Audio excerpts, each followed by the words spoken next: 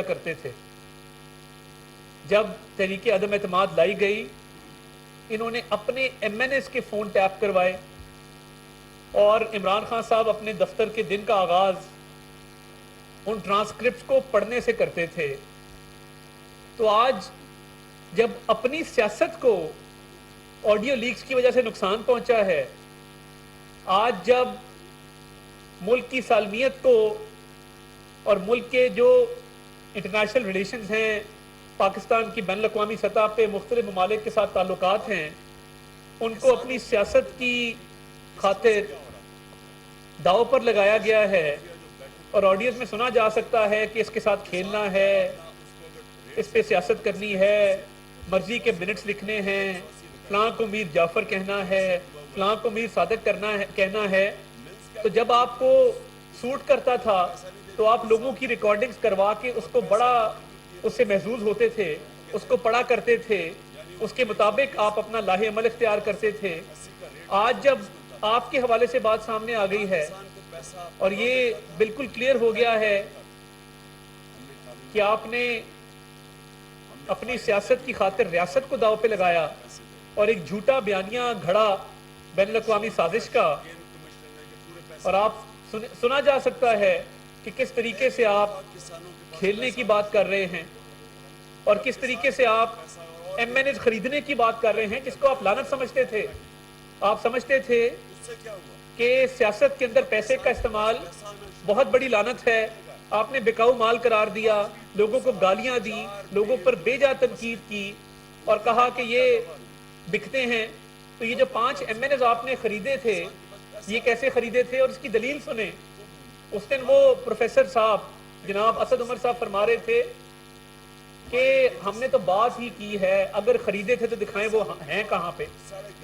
یعنی عجیب منطق ہے, آپ خریدنے کی بات کر رہے ہیں اور کہہ رہے ہیں کہ پیسوں کا ارینجمنٹ بھی ہو گیا, خرید بھی لیے, اور یہ الزام آپ دوسروں پر لگایا کرتے تھے. یہ ایک آڈیو میں آپ کو سناتا ہوں جس میں ان کی اپنی تقریر ہے. عمران خان صاحب کا فون ٹیپنگ اور اس آڈیو لیکس کے بارے میں کیا کہنا تھا آج سے چند مہینے پہلے.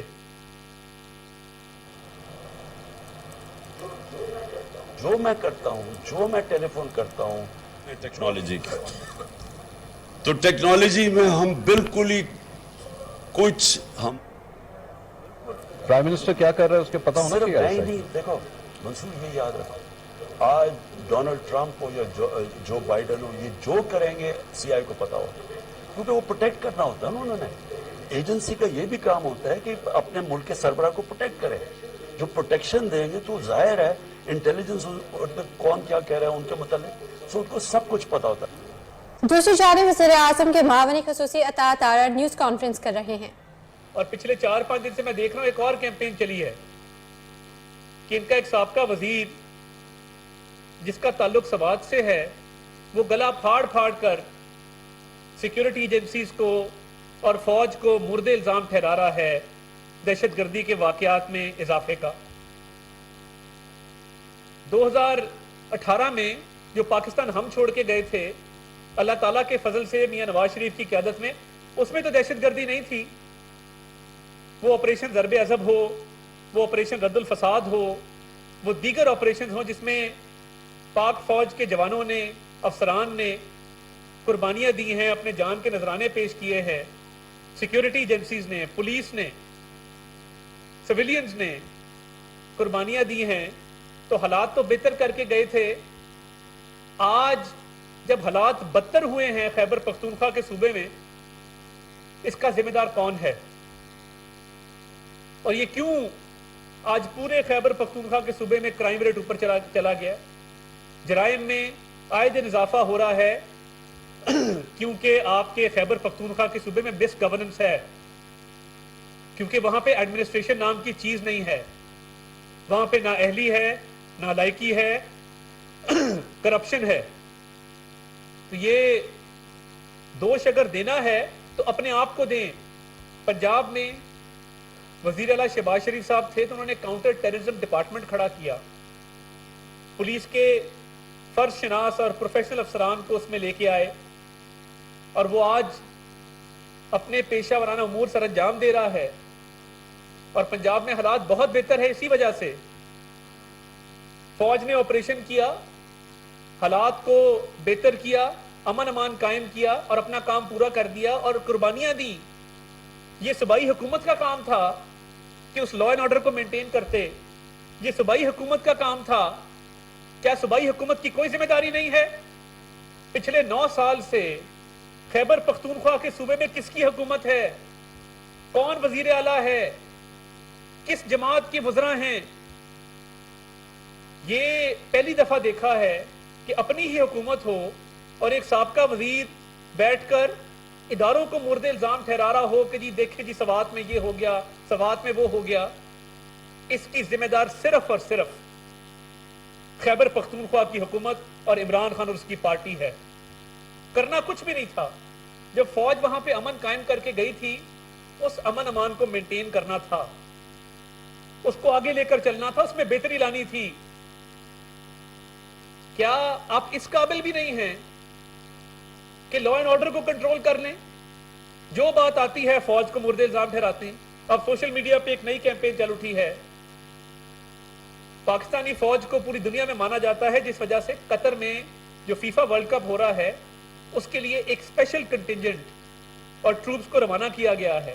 اب وہ تصویریں لگا رہے ہیں کہ جی یہ قطر کیوں بھیج رہے ہیں, ان کو سوات میں بھیجیں. ان عقل کے اندوں سے کوئی پوچھے کیا جو قطر کنٹینجنٹ بھیجا گیا ہے صرف یہی کنٹینجنٹ تھا, باقی پاکستان میں اور کوئی نہیں ہے؟ اور یہ پاکستان کے لیے فخر کی بات ہے کہ قطر ورلڈ کپ کی سیکیورٹی پاکستان کے ذمہ ہے. پاکستان کو اس قابل سمجھا گیا اور ہماری فورسز کی تعظیم کی گئی کہ یہ ایک بہت بڑا عالمی سطح پر ایونٹ ہونے جا رہا ہے, اس لیے یہ security best of the best اور پروفیشنل ترین فورس کے پاس ہونی چاہیے. آج اس پر بھی تنقید ہے, اور ایسی تنقید ہے جو بیجا ہے, جس کا کوئی مقصد نہیں ہے. کیا اس طرح سے پاکستان کی ساکھ کو متاثر کرنا چاہتے ہیں آپ؟ کیا بین الاقوامی سطح پہ پاکستان کو شرمندہ کرنا چاہتے ہیں؟ مجھے آپ اعداد و شمار بتا دیں کہ جب سے یہ امن قائم ہوا ہے خیبر پختونخوا کے کاؤنٹر ٹیررزم ڈپارٹمنٹ نے, اگر تو بنا ہے وہاں پہ, یا خیبر پختونخوا کی پولیس نے, یا وہاں کی وزارت داخلہ نے کتنے انٹیلیجنس بیسڈ آپریشن کیے, کتنے دہشت گردوں کو پکڑا ہے, کتنے کرمنل گینگز کو بسٹ کیا ہے. وہاں پہ تو اب باقاعدہ ڈکیتیاں شروع ہو گئی ہیں, موبائل سنیچنگ کے واقعات میں اضافہ ہو رہا ہے. تنخواہ دینے کے پیسے خزانے کے پاس ہیں نہیں, اور آپ نصیحت پورے ملک کو کرتے ہیں. تو یہ سوات میں جو ہو رہا ہے اس کا الزام دوسروں کو مت دیں, اس میں بڑی قربانیاں ہیں. اور یہ جو وزیر جس نے وزارت مواصلات کا بیڑا غرق کیا, ادھر ایک موٹر وے پچھلے 4 سال میں ملک کو نہیں دے کے گئے, ایک بڑی شاہراہ نہیں دے کے گئے, ایک قابل ذکر پروجیکٹ نہیں ہے نیشنل ہائی وے اتھارٹی کا. اور وہاں سوات میں بیٹھ کے گلا پھاڑ کے چیخیں مار کے مورد الزام فوج کو ٹھہرا رہے کہ جی یہ امن خراب ہو گیا. تو بھائی امن کس نے قائم کیا تھا اور اس کو جاری رکھنا کس کی ذمہ داری تھی؟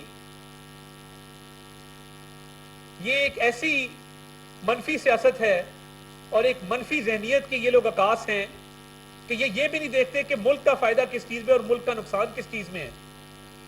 محمود خان کو چاہیے کہ وہ استعفیٰ دے اور اسمبلیاں توڑے, الیکشن کا مطالبہ کرتا ہے. بھی اپنی سیاست چمکانے کے لیے ریاست کے خلاف باتیں کی جا رہی ہیں, یہ قابل مذمت ہے.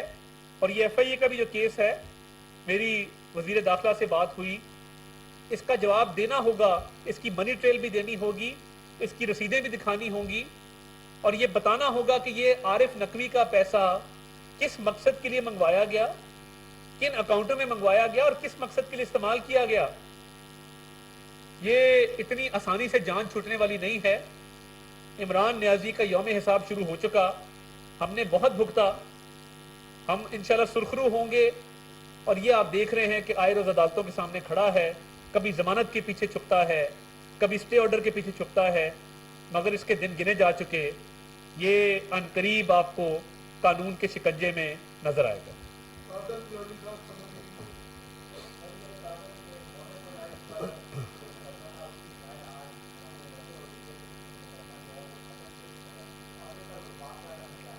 देखिए, मोनोसलाई का जो मुकदमा था वो लाहौर हाई कोर्ट ने उसको क्वाश किया और उस केस को खारिज कर दिया जबकि उसमें चालान जमा हो चुका था। अब ये बड़ा एक तनाज़ा खड़ा हो गया है कि जिन जज साहब ने इस केस को क्वाश किया वो उनकी और परवेज लाई साहब की बहुत कुर्बत है, उनके ख़ानदानी मरासिम हैं पिछली कई दहाइयों पर मुहित, और ये अक्सर समाजी महफिलों में आपस में मिलते हुए नजर आते हैं। उनके भाई का ताल्लुक काफ लीग से है, उनके कज़न का ताल्लुक काफ लीग से है, उनके फर्स्ट कज़न काफ लीग के एमपी रहे हैं। असूली तौर पे इंसाफ के तकाज़ों को सामने रखते हुए तो जस्टिस अस्टर जावेद गुराल साहब को ये केस सुनने से माजरत करनी चाहिए थी और ये किसी और जज साहब को रेफर करना चाहिए था, क्योंकि उनका इतना करीबी ताल्लुक है कि वो उनके घर के फर्ज समझे जाते हैं। और ये वकला और लोग ये बात कर रहे हैं जो मेरे तक पहुंची है, जो मैं आपके सामने रख रहा हूं। तो उस केस में वफाकी हुकूमत ने अपील दायर करने का फैसला किया है और वजारत दाखिला से इसकी आज या कल में मंजूरी हो जाएगी। ये अभी तय करना बाकी है कि ये intra court appeal Lahore high court में दायर की जाएगी या सुप्रीम कोर्ट में इसकी बाकायदा अपील दायर की जाएगी, मगर उसूली तौर पे ये फैसला कर लिया गया है कि अपील दायर करनी है और इसकी मंजूरी दे दी गई।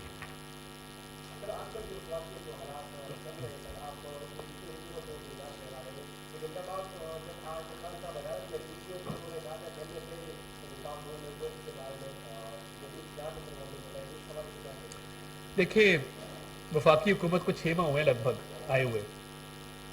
सवात में पिछले 6 माह में तो नहीं ये सूरत हाल पैदा हुई है, तो पिछले 1.5, 2, 3 साल से मामलात सर उठा रहे थे।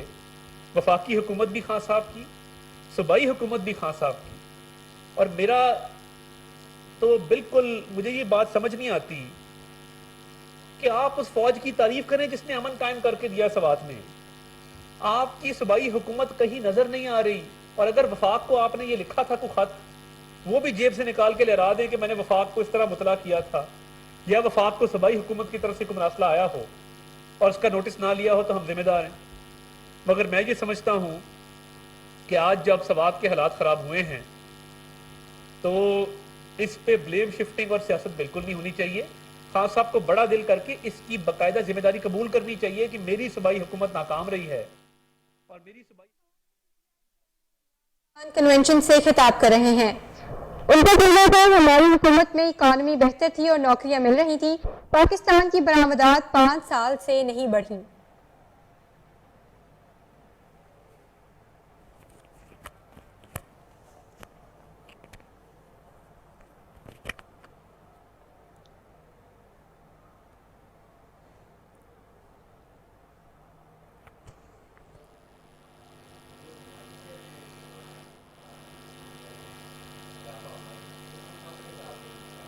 देखिए, अल्लाह का शुक्र है 2-3 चीज़ें जो पिछले 1.5-2 हफ्तों में,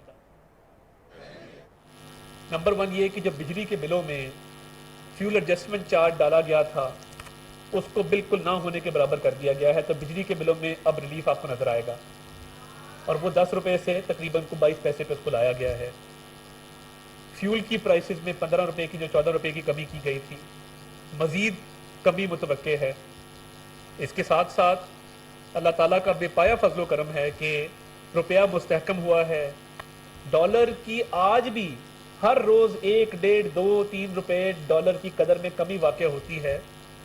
तो डॉलर की जो कदर में कमी वाक़ हो रही है, रुपया मुस्तहकम हो रहा है, पेट्रोल की कीमत में कमी वाक़ हो रही है, बिजली के बिलों में रिलीफ दिया जा रहा है। तो मेरा ख्याल है वो डार वर्सेस डॉलर की जो डिबेट है उसका इंशाल्लाह मुस्बत नतीजा निकलेगा और आने वाले दिनों में अवाम को मजीद रिलीफ मिलेगा। और हमने इस कलील मुद्दत में कोशिश की है कि मुल्क को हमने डिफ़ॉल्ट से बचाया अल्लाह ताला के फजल से, और मजीद बेहतरी अगले चंद माह में देखी। बहुत शुक्रिया जी। वज़ीर आज़म के मामले खसूसी अता तारड़ इस्लामाबाद में न्यूज़ कॉन्फ्रेंस कर रहे हैं। उनका कहना था इमरान खान की बैरूनी साजिश का बयानिया सबके सामने आ चुका। खैबर पख्तूनख्वा में हालात खराब हैं तो इसका जिम्मेदार कौन है? KPK में नाअहली, नालायकी और करप्शन है।